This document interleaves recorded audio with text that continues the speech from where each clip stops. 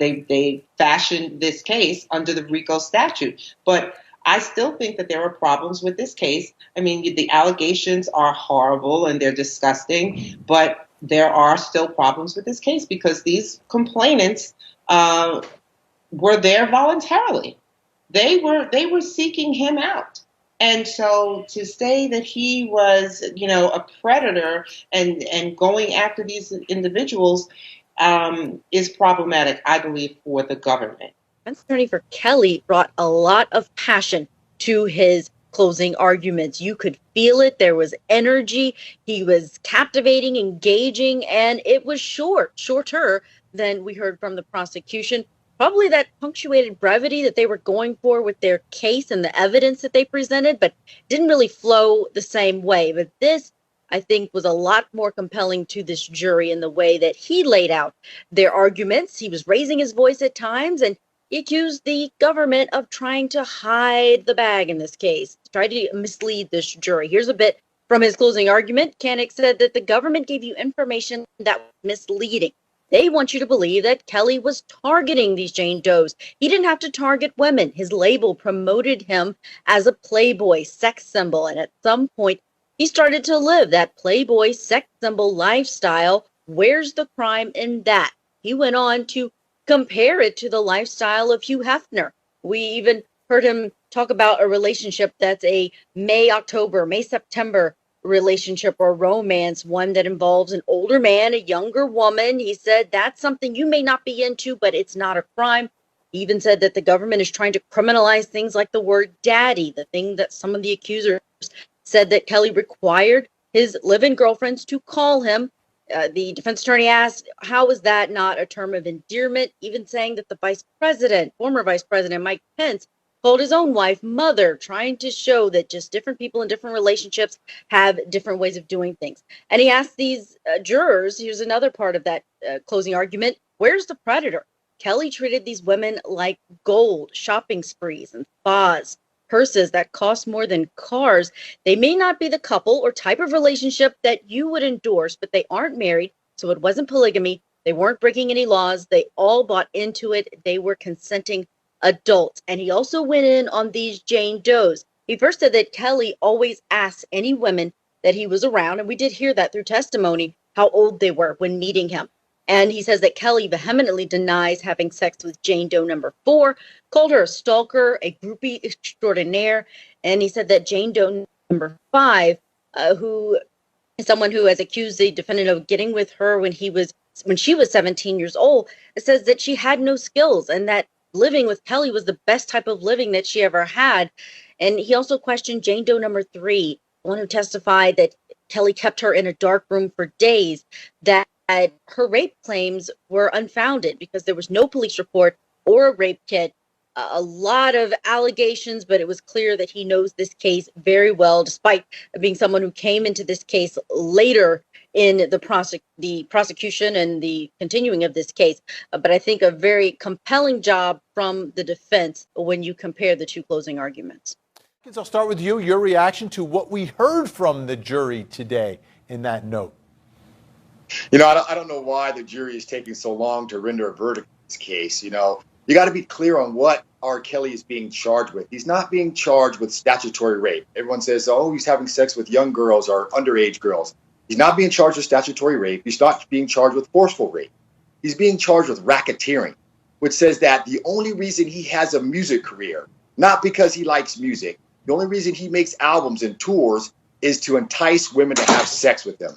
That is what a criminal organization is, and it has to be the sole purpose. And he's also charged with violations of the Mann Act. The Mann Act was a group of legislation from 1911 or 10 that was used to prosecute black men for dating white women. One of the famous people who was prosecuted for that was Jack Johnson, the first black heavyweight champion in the world, for having a white girlfriend and driving her across state lines that he was convicted of. And now they've resurrected the Mann Act and are charging Rkelly with it. So I know people think, yes, he's been with underage women. He may have even drugged them and raped them, but he's not being charged with any of those crimes. He's not being charged with rape of an intoxicated person. He's being charged with racketeering, running a criminal organization. The basis for his music career and his touring was to entice women to have sex with them. And that is an easy question for a jury to answer. There's no evidence that that is the sole reason that he does music. You know, I mean, we didn't indict Hugh Hefner to say that the sole reason he ran the Playboy Mansion was to entice women to have sex with him. So I really think this is a witch hunt. You know what? But I think that was the reason Hugh Hefner set that whole thing up. Bernarda Villalona, your thoughts about the note sent out by the jury? So it was a note that I expected. I just didn't expect it so quick. I'm glad, actually, that the exhibits weren't sent back to the jury as soon as they started deliberating, because that note gave us some insight as to what they're focusing on now at the beginning of their deliberations, and that being Sonia's testimony, Jane Doe number 3, as well as that letter about Jane Doe number 5. Specifically about that letter, what insight it gives us is that the jury has some pause about the credibility about Jane Doe number 5 as to, did this really happen? You did send a letter that, well, not sent a letter, but you wrote a letter that he treats you with the utmost respect, that there's nothing going on here. And it goes to the theme that the defense had, that, look, these ladies here, you heard of the show Surviving R. Kelly, but instead what you have here is surviving off of R. Kelly, and that this case is full of lies, full of greed, people that want to make money off of R. Kelly, but that none of this is true. There was some consensual relations. You may think that it's not normal. It may not be your cup of tea, may be too kinky for you, but guess what? That's just how R. Kelly got down, and that's how these ladies wanted to get down with them. So I like the note just for us, for our curiosity, to give us something to think about over the weekend. But you can tell that this jury is looking at both the prosecution's case as well as the cross-examination by defense counsel and their closing arguments. On things, but here are the things that they wanted specifically. They wanted the floor plan of Kelly's Chicago Tracks studio. They also wanted some of the stipulations of testimony that had to do with some people who were related to Jane Doe number 3. So things that the prosecutors read into the record, but not people who actually came into the courtroom. They also wanted a letter that Jane Doe number 5 wrote to her brother that was also talked about in court. And they want the full transcript of Sonia, Jane Doe number 3's testimony. So that's a little different than the exhibits, because that's an actual transcript that was created by the court reporter of Jane Doe number 3 on the stand. So the majority of these things that they want in the deliberation room with them have to do with Sonia, Jane Doe number 3. Her allegations date back to 2003 when she was a radio station intern.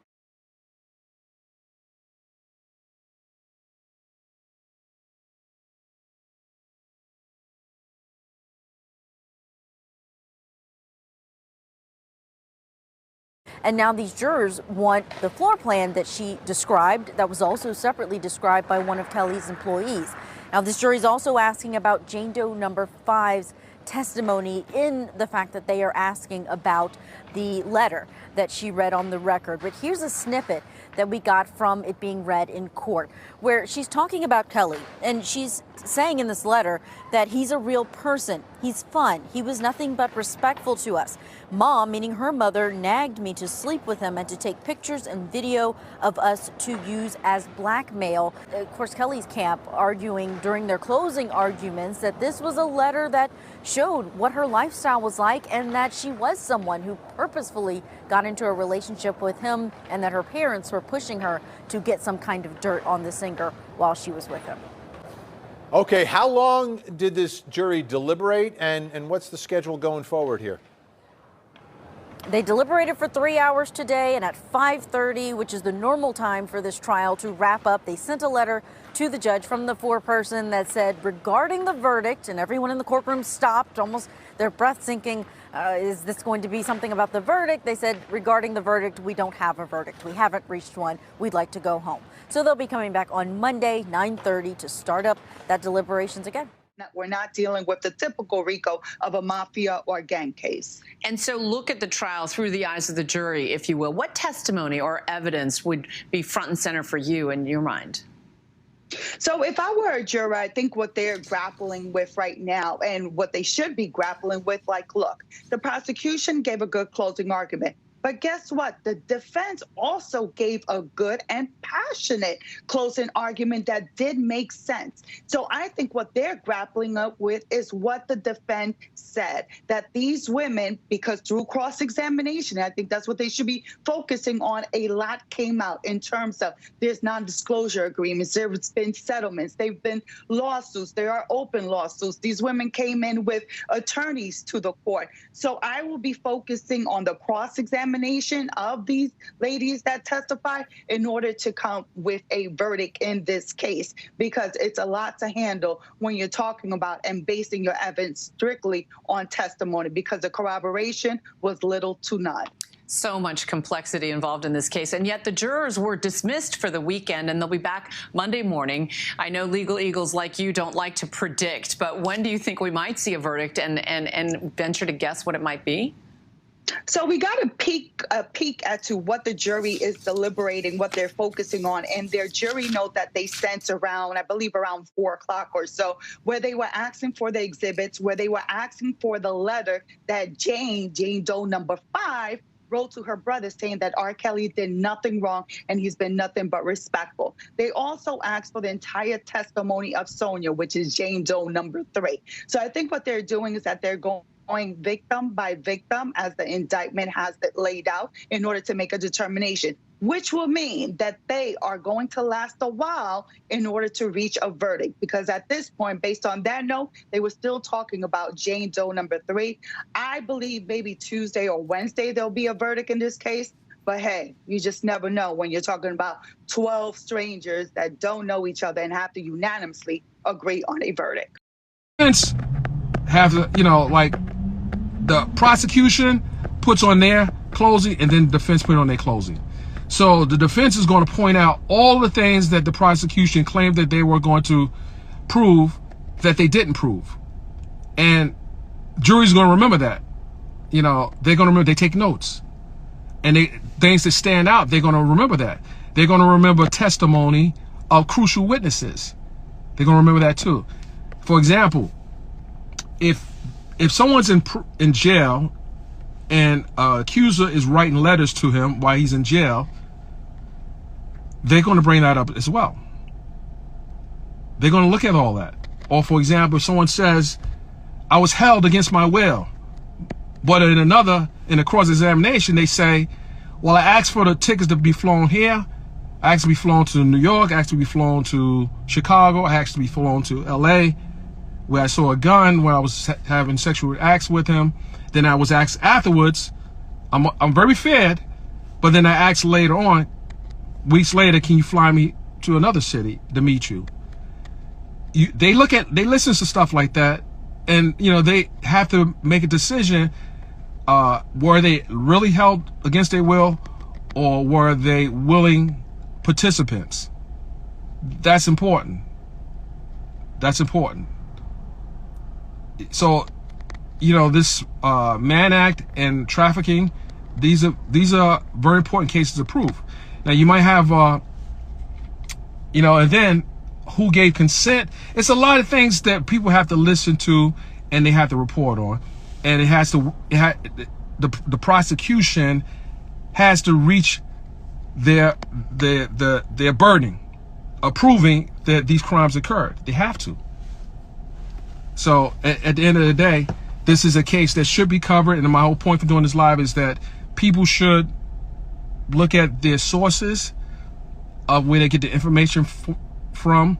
And if these big outlets are reporting about it and they don't have a reporter in the courtroom, that's a problem. Because now they're using the reporting of someone who wasn't inside the courtroom or didn't present both sides. So I'm not going to report consistently on what someone else says if I'm there. I mean, they may be reporting from one way from the prosecution standpoint, because if they say that, well, the prosecutor presented this evidence, this witness said this, but they don't come back and say, well, during cross, the defense was able to get the witness to say this, then you're not reporting you're not reporting everything. I understand why outlets do this, because they're trying to get advertising views on their pages and or get advertising dollars. But I think it's equally important that you report it from a truthful standpoint. And, while R. Kelly made a lot of people a lot of money, I'm saying he made a lot of people a lot of money in the media, a lot of money, because this story is probably as big as Michael Jackson's case back in when he had his case. When you're making travel arrangements, of course, you need the date of birth. So how old were these women? They ranged in ages. No one under 18. No one under 18. No one under 18.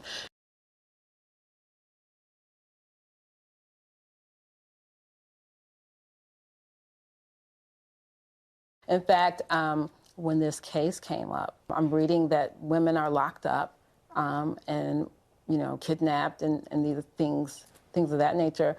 And that's not what I'm seeing. I'm not seeing anybody that's trying to leave or any locked doors. Every woman that's left has walked right out the door. Every woman that's left has walked right out the door. Every woman that's left has walked right out the door.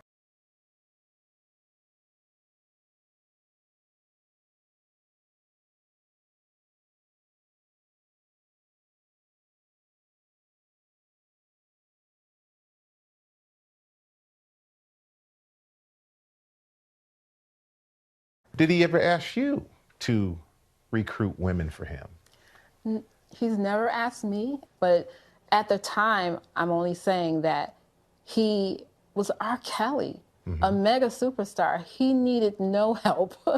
I mean, absolutely no help to recruit women or to get women.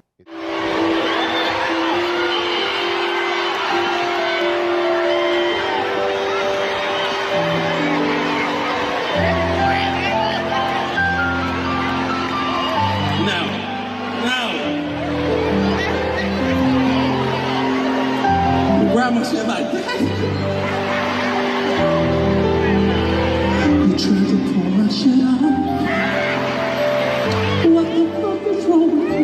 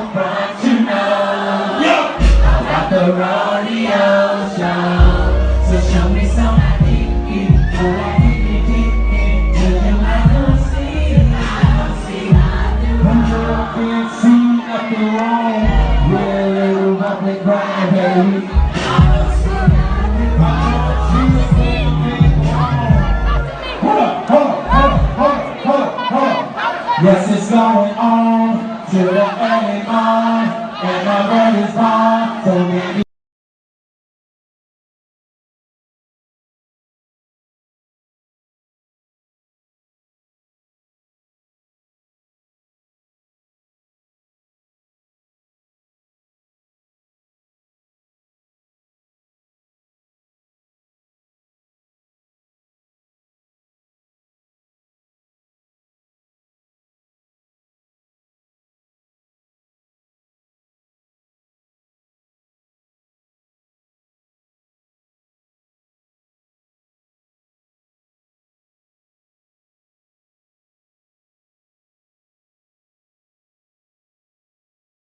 I didn't participate for any sympathy or for people to say, oh my God, I feel so sad or sorry for you.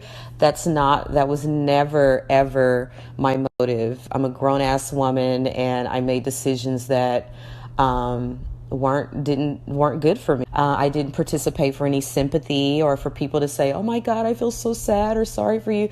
That was never, ever my motive. I'm a grown ass woman and I made decisions that weren't good for me.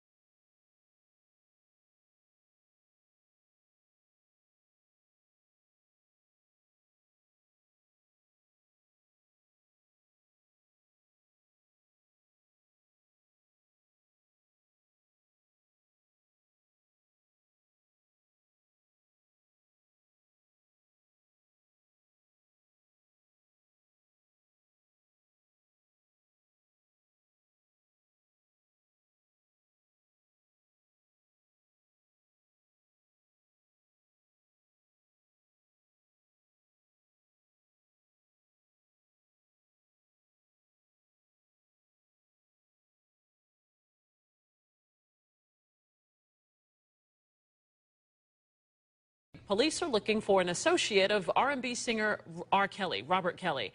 They say the man broke into Kelly's homes and stole everything inside. Channel 2's Mike Pachenik is live at the Johns Creek Police Department. And Mike, one neighbor says he saw some suspicious behavior there.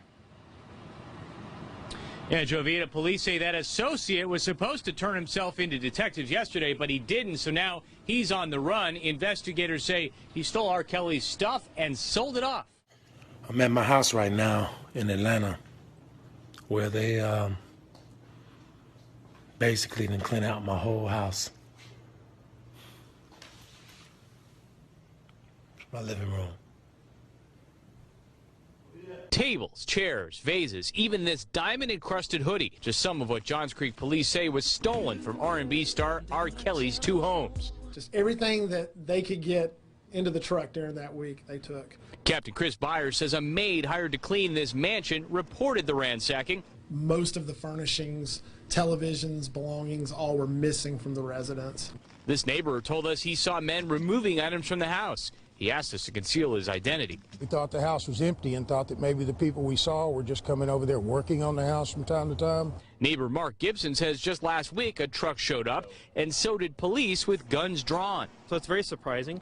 Byers says the men told police Kelly associate Alfonso Walker hired them to clear the homes and sell off the stuff room by room. Yes, one of the indications that he did made was he felt like he was owed some money, and this was his way of getting it back. And police say that Walker's facing a number of charges, including burglary and theft by deception. They say there are a number of other victims out there who bought this stuff. They've already recovered a little bit of it, but they ask anybody who made those purchases to come forward and return that stuff.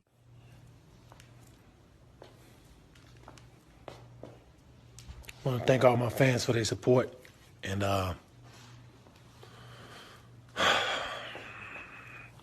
what happens when you get, well, let people too close to you. People you've known for 25, 30 years. This is what happens. Washing machines, everything. took everything. So,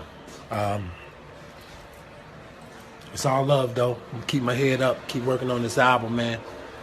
You can't do nothing about something you can't do nothing about. But I do thank, the police department here for being quick to hop on everything and get some of my stuff back. And like I say, I thank all the fans from around the world who's been, sending out messages and everything and prayers and staying positive, keeping me positive through the whole thing. And just God bless y'all, man. One.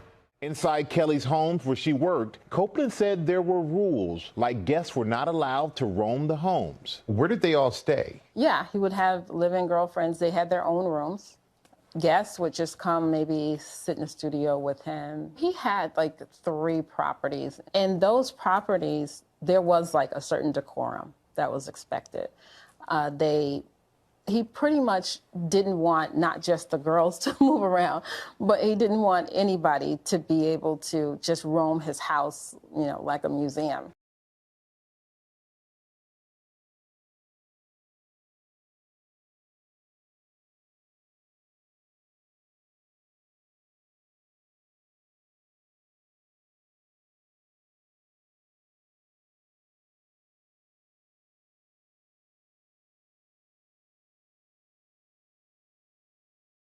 It's not going to happen. They're not going anywhere. Has R. Kelly ever tried you? No, but I've been with someone, Lisa. That's my homegirl. Oh, yeah. Oh, you know Lisa? Yeah, that's my homegirl. What do you mean you've been with her? We done ran the same circuit. She was in this trafficking thing? Not so much into it once he gripped her up. Yeah. But, yeah. Wow. So that's how he met her? Kinda. Not too much like I was, but yeah, at parties and shit like that. Because we used to go to all them parties down there in Atlanta. All of them. Wow. Well, Tony, any way that we can continue to help you, help us. A little bit different. They've got plenty of witnesses that they're calling on that are saying, I got non-disclosure agreements. I had to sign papers saying I did this, and it's just it's a very weird case because you don't see cases like this in a federal courthouse. I mean, this case is really kind of a unicorn for a U.S. District Court, in my opinion, because you just don't see it. Had R. Kelly been bringing these girls across state lines and letting his friends, touch them and selling them to his friends, that's one thing. But all I see here is a bunch of people that formed an entourage that went with them. And so what if they stayed in different rooms? So what if they had to wear baggy clothes? So what if they had to lower their heads? So what if they couldn't talk to one another? They did this voluntarily. This is not coercion. This is voluntarily. They wanted to be part of the R. Kelly experience, and this is what it regarded. This is how he handled his girls, but what he liked to do with them and what they like to do with him. And he's no different. He's no different than anybody else, and than any other controlling man and any woman that's ever been in a relationship with a controlling man is to, not you. Don't walk out in tight clothes, and don't pull your hair back. And what's the difference if it's him or somebody or some other controlling boyfriend? I mean, there's not one woman that's listening to this show right now that hasn't been been told by somebody, been told by a boyfriend, oh, I don't like that, don't wear that. Who are you looking at? And vice versa. And it goes both ways. It's not only man to woman, but it's also woman and man. What are you looking at? Why are you looking at her? Turn around and look at me. How is that wrong? I mean, that's I kept quiet until today. Denai Ram spent more than a decade inside R. Kelly's world, telling Pix 11 he witnessed it all. International tours, recording studio sessions, and Kelly's interactions with his live-in girlfriends. I was there. Nobody's chained up. Nobody's locked behind locked doors. Ram was the opening witness for R. Kelly's defense team, testifying he never saw R. Kelly control his girlfriends. I observed him taking, them to the movies, out to eat. He would never sit down. He would always stand up when they walked in. Ram met R. Kelly when he was an aspiring rapper. R. Kelly became his mentor. Speaking exclusively with Pix 11 after his testimony, Ram said he never witnessed R. Kelly be physically or emotionally abusive. 100% no. Not even close. But for the last month, the men and women of the jury heard graphic, detailed testimony describing R. Kelly's alleged abuse over decades. From a radio station intern who recalled being locked in a room for days before R. Kelly had sex with her as she was passed out, to former girlfriends who said R. Kelly forced them to have unwanted and at times degrading sex with him and other people. The point that the prosecutor is trying to bring to the jury is that R. Kelly is a sexual predator, that he used his power, he used his fame in order to engage in sexual intercourse, illegal sexual intercourse with women that are under 18. R. Kelly pleaded not guilty to the federal racketeering and sex trafficking charges in this case. The defense is expected to call more witnesses Tuesday morning. Legal analyst Bernarda Villalona believes it is unlikely the defense will ask R. Kelly to testify. Remember, he also has open cases in other jurisdictions. So prior bad acts can come in if he were to testify because it goes to his credibility, his believability. Running it down on these niggas. Sex, drugs, money, and murder, my nigga. You know how we did it, my nigga. Still be painting them bitches, my nigga. Ripping that roll and fucking your bitches. Sex, drugs, money, and murder. Sex, drugs, money, and murder. Sex, drugs, money, and murder. Sex, drugs, money, and murder. Niggas, they never will hurt you. Niggas, they never will hurt you. Sex, drugs, money, and murder. Sex, drugs, money, and murder. Got the traps right. Understand how to get that. Ran down on them niggas with a flip back. New and it's your boy Bullets Gotti. So this video, I'm really going to talk about this whole R. Kelly case. And I'm going to give you my opinion on it. How I feel about this case. So, I did a video talking about the case when it was first starting. Now I'm doing a video because they, the jury is deliberating, on his fate and all this. And this is how I feel about the case. I think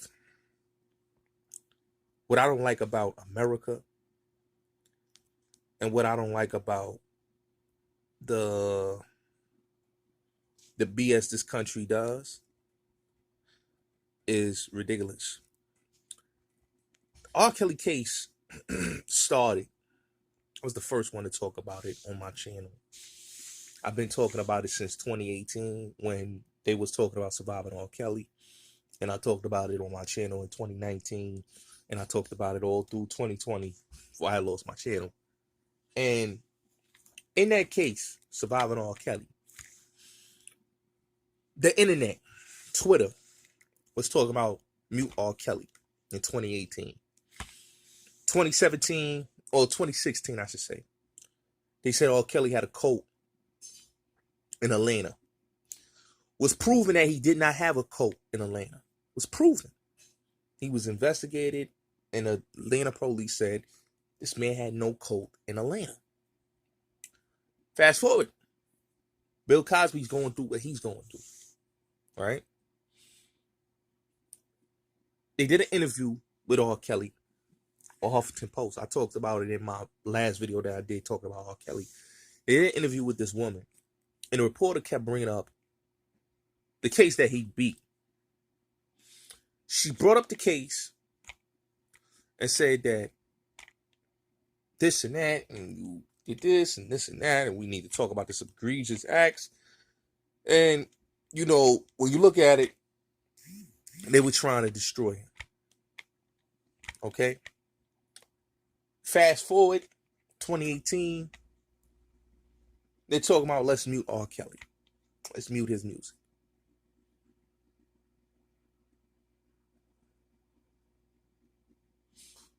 Documentary comes out 2019.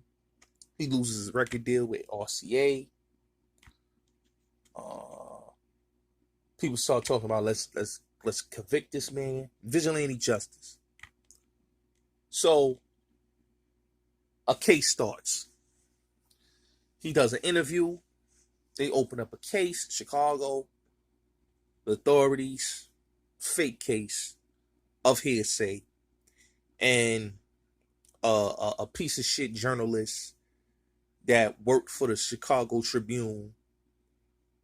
This guy has been stalking R. Kelly for years, wrote a book and all this, for years. So These groupies, these women that he's helped over the years, try to get them careers and everything. They started this lie, slander campaign, which led to the authorities to go and say, we're going to investigate this man. Bullshit case.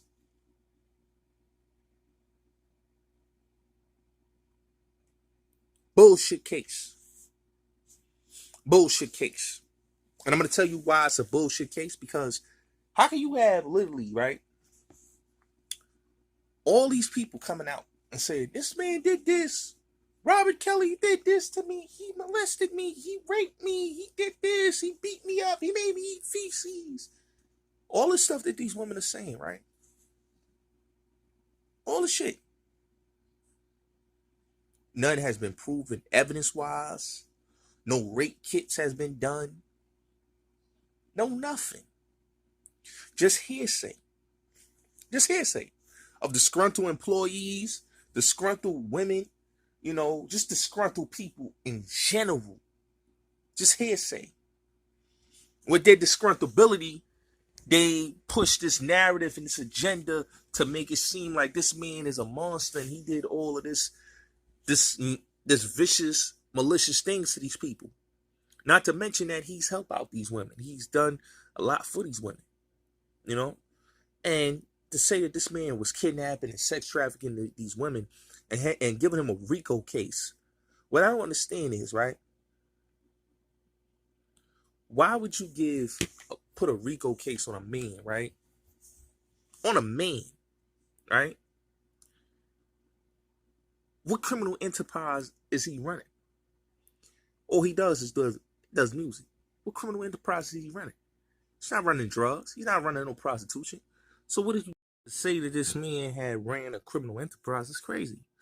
But you have to remember, you have a journalist that been stalking Kelly since his first case in 2002. This man has been following him and chasing him down and lied on him. Let's keep it real. Then you got, who's another one? Dream Hampton. Woman that praised R. Kelly in the Vibe magazine when she interviewed him in 2000. You know, this woman was, you know, supporting him, right? And then next thing you know, she does a whole documentary talking about surviving R. Kelly, right? It's crazy to me, you know?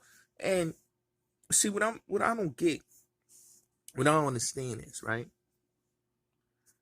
is that in this country, and what I hate about this country, you know,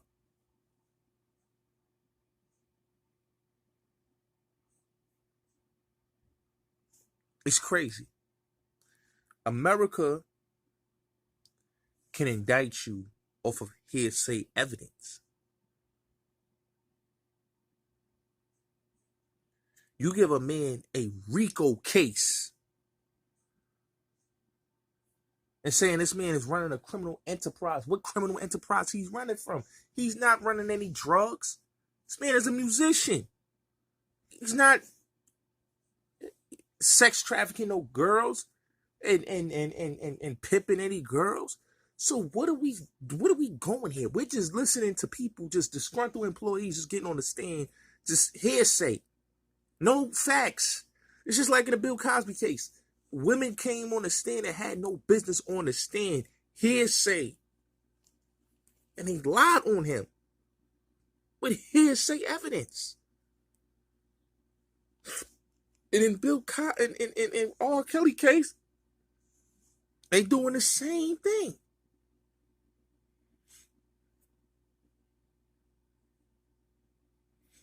Those witnesses lied on the stand. Just like how Andrea Constand lied on the stand.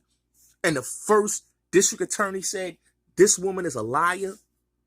And the same thing in this case. These women are lying on the stand. How can somebody done all this to you when you're able to go see your family? You're able to do this. You're able to do that. If somebody, listen, that's how you know people are ignorant. If somebody is so much of a monster and so much he's kidnapping women and holding women by their will, then why is these women out doing interviews? If he so much did all of this, why before he got incarcerated, all these women, he was only living with 2 women and the other girl. So where's all of the other women that were supposed to be held captive that was doing Surviving R. Kelly? Where's these women that was supposed to be held captive? It's a whole bunch of BS. And if they find him guilty, that's a travesty of justice. And that's a damn shame. And that just shows you how corrupt the justice system is in America. You can find somebody guilty of bullshit, then that means there's a travesty in justice. Because there ain't no way, and I'm telling you this right now, ain't no way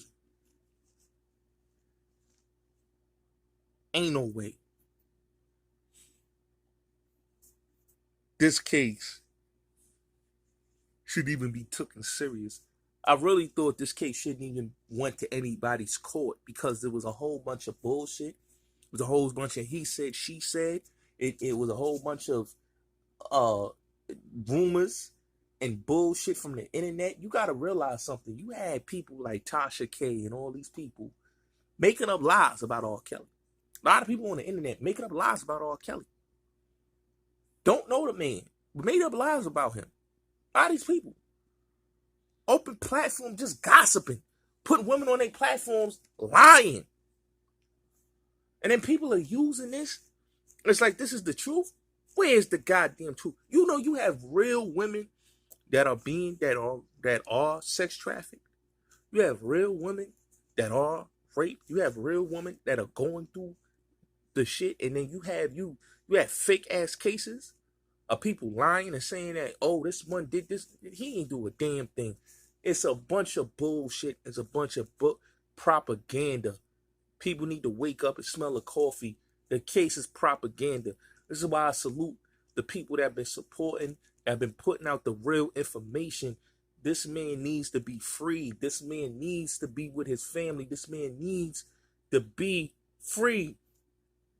Why keep this man locked up for something he did not do? Just off of lies. This man is 55 years old. 54, I should say. He's 54 years old. And the shit that these people are saying that this man supposedly have been doing or have done doesn't make sense to me. And it shouldn't make any sense to anybody that's listening to this, man. It's like, how can people just believe anything you hear on the media? The media lies, man.